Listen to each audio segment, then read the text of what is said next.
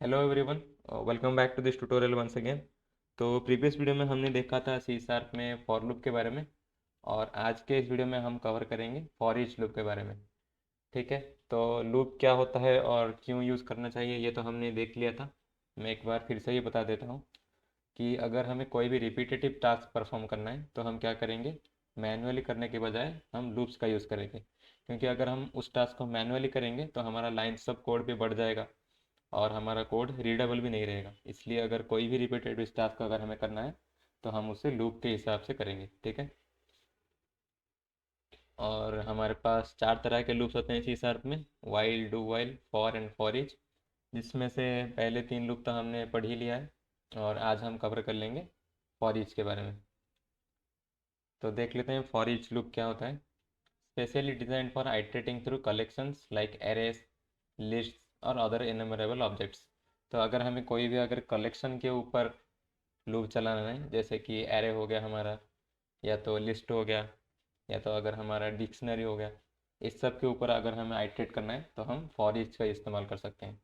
It simplifies the process of iterating over the elements. ठीक है। Elements के ऊपर आइटरेट करने के लिए ये हमें मदद करता है। मतलब बहुत ही सिंप्लीफाई तरीके से हम एलिमेंट्स के ऊपर आइटरेट कर सकते हैं। इसका सिंटैक्स कैसा होता है देख लो। फॉर ईच टाइप, यहाँ पे हम डेटा टाइप स्पेसिफाई करेंगे और कुछ वेरिएबल का नाम देंगे और इन कीवर्ड का यूज़ करेंगे। और फिर हम एरे का नाम, या तो हम अगर डिक्शनरी ले रहे हैं तो डिक्शनरी का नाम यहाँ पे स्पेसिफाई करेंगे। और कोड टू बी एग्जीक्यूटेड, जो भी हमारा कोड हम इस कर्ली ब्रेसेस में लिखेंगे वो हमारा एग्जीक्यूट हो जाएगा।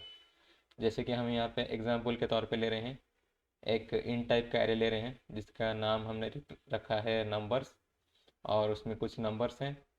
हमने लिखा फॉर ईच इंट नम, ये नम हमारा वेरिएबल का नाम है। ठीक है, आप और कुछ भी रख सकते हैं। इन नंबर्स हमारा ये जो एरे का नाम है नंबर्स, और हम कंसोल डॉट राइट लाइन करा रहे हैं नम को। ठीक है, तो हमारा नंबर्स ऐसे करके 1 2 3 4 5 प्रिंट हो जाएगा कंसोल में। ये हम करके देख लेते हैं आईडीए में।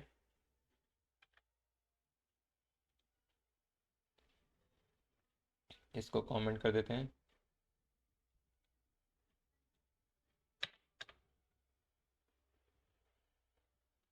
ठीक है, पहले हम एक इंट टाइप का एरे लेते हैं और उस एरे का नाम रख देते हैं हम नंबर्स। ठीक है, और उसमें कुछ डेटा डालते हैं।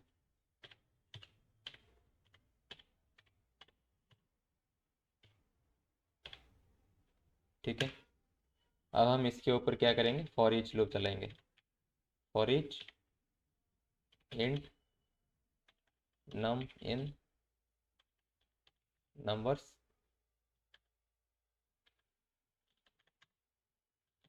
हम console dot write line numbers को प्रिंट करेंगे। Console dot write line string interpolation का यूज़ कर लेते हैं, थोड़ा ज़्यादा रीडेबल रहेगा। नंबर्स, और कर्ली ब्रेसेस में हम नम वाला वेरिएबल को यूज़ कर लेंगे। ठीक है, तो हमारा आउटपुट में नंबर्स 1 नंबर्स 2 ऐसा करके प्रिंट हो जाएगा। देखते हैं इसका आउटपुट क्या आता है।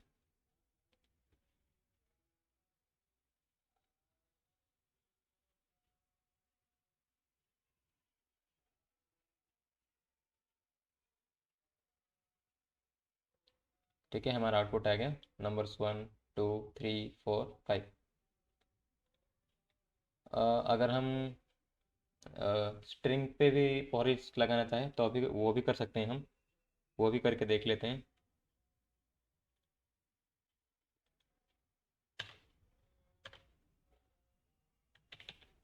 एक ले लेते हैं स्ट्रिंग और वेरिएबल का नाम रख देते हैं मैसेज। ठीक है, यहाँ पे हम ले लेते हैं हेलो वर्ल्ड।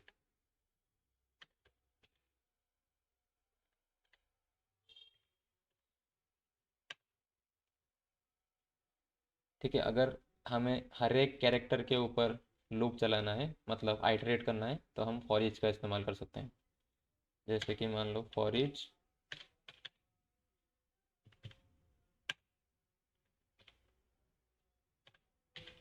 कैर मैं वेरिएबल का नाम रख रहा हूँ कैरेक्टर इन मैसेज।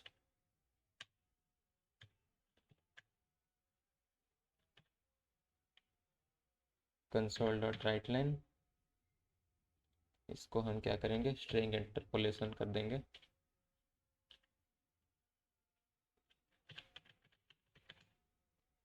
कैरेक्टर्स और कर्ली ब्रेसेस में हमारा वेरिएबल लिख देंगे।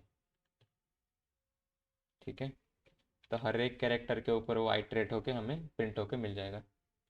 रन करके देखते हैं इसको।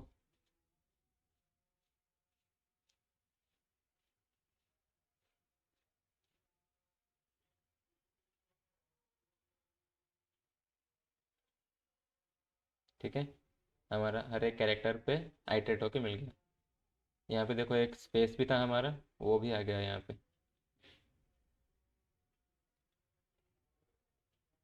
अगर हमें कोई लिस्ट के ऊपर फॉर ई चलाना है तो वो भी कर सकते हैं, वो भी करके देख लेते हैं।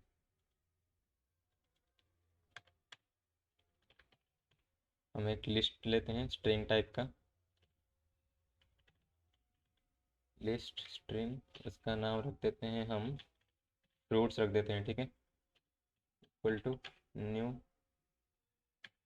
लिस्ट ऑफ स्ट्रिंग, इसमें हम कुछ डेटा डालते हैं।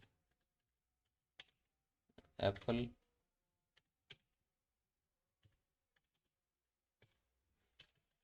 बनाना, ऑरेंज, कीवी। ठीक है, हमने कुछ फ्रूट्स का लिस्ट बना लिया। लिस्ट के बारे में हमने नहीं पढ़ा है। ठीक है, लिस्ट आता है हमारे पास डेटा स्ट्रक्चर और कलेक्शन के अंडर। अगर हम कभी डेटा स्ट्रक्चर का प्लेलिस्ट बनाएंगे तो उसमें हम लिस्ट को ज़्यादा डिटेल्स में देखेंगे। ठीक है, ऐसे करके आप लिस्ट भी बना सकते हो। लिस्ट का सिंटैक्स ऐसा होता है, इसके ऊपर हम फॉर ईच चलाएंगे। ठीक है, for each var fruit in fruits, console dot write line,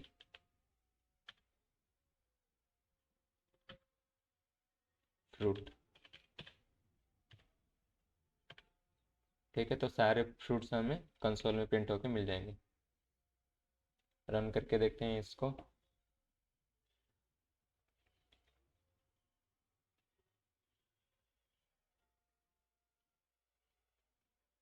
ठीक है, हमें मिल गया एप्पल, बनाना, ऑरेंज और कीवी। तो लिस्ट पे भी हम फॉर ईच चला सकते हैं और हम डिक्शनरी पे भी चला सकते हैं, वो भी करके दिखा देता हूँ आपको। डिक्शनरी भी हमारे कलेक्शन के अंडर ही आता है सी शार्प में। डिक्शनरी कैसे बना सकते हो आप, डिक्शनरी, इसमें मैं लेता हूँ स्ट्रिंग और इंट। डिक्शनरी में हमारा की वैल्यू पेयर होता है। ठीक है, तो हम दो वेरिएबल लेंगे, एक स्ट्रिंग टाइप का और इंट टाइप का। इसको हम नाम रख देते हैं, मार्क रख देते हैं, चलो। ठीक है, इक्वल टू न्यू डिक्शनरी, इसमें हम कुछ डेटा डालेंगे। पहले स्ट्रिंग टाइप का डालेंगे,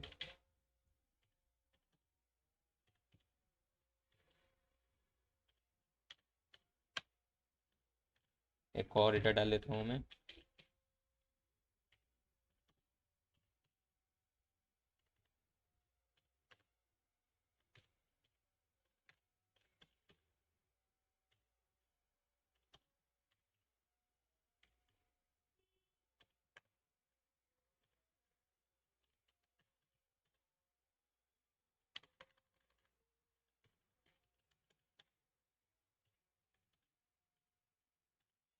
ठीक है, मैंने कुछ डेटा डाल दिया। ये हमारा सिंटैक्स होता है डिक्शनरी का। ये हमारा एक डिक्शनरी बन गया। ये होता है हमारा की और ये होता है हमारा वैल्यू। ठीक है, डिक्शनरी होता है, की वैल्यू के पेयर को हम बोलते हैं डिक्शनरी। तो डिक्शनरी के ऊपर भी हम फॉर ईच लूप चला सकते हैं। For each var mark in marks, और हम कंसोल डॉट राइट लाइन, यहाँ पे हम इस्तेमाल करेंगे स्ट्रिंग इंटरपोलेशन का, ठीक है।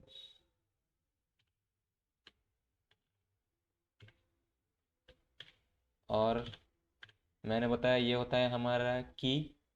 तो की को एक्सेस करने के लिए हमें यहाँ पे लिखना होगा, वेरिएबल का नेम हमारा है मार्क डॉट की, ठीक है। ऐसे करके हम ये वाला की को हम एक्सेस कर सकते हैं।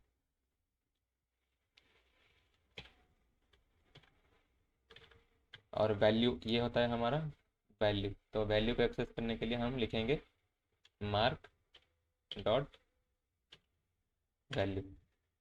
तो यहाँ पे हमारा की आ जाएगा और यहाँ पे हमारा वैल्यू आ जाएगा। इसको भी प्रिंट करके देख लेते हैं हमारे पास क्या आउटपुट आता है।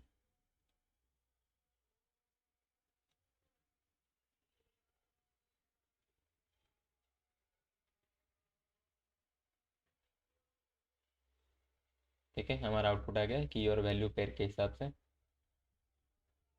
जो कि हमने यहाँ पे लिया था, ठीक है। तो डिक्शनरी के ऊपर भी हम फॉर ईच लूप चला सकते हैं। तो मेनली अगर कलेक्शंस के ऊपर हमें आइटरेट करना है, जैसे कि एरे, लिस्ट और डिक्शनरी, तो हम क्या कर सकते हैं, फॉर ईच लूप का इस्तेमाल कर सकते हैं। तो ये था हमारे पास सी शार्प में for each loop. Next video में हम देखेंगे ब्रेक और कंटिन्यू कीवर्ड के बारे में, ठीक है। हमने स्विच स्टेटमेंट में तो देखा था ब्रेक और कंटिन्यू कीवर्ड का। हम लूप में भी यूज़ कर सकते हैं ब्रेक और कंटिन्यू कीवर्ड को, जो कि हम नेक्स्ट वीडियो में कवर करेंगे। तो तब तक के लिए good bye and thanks for watching.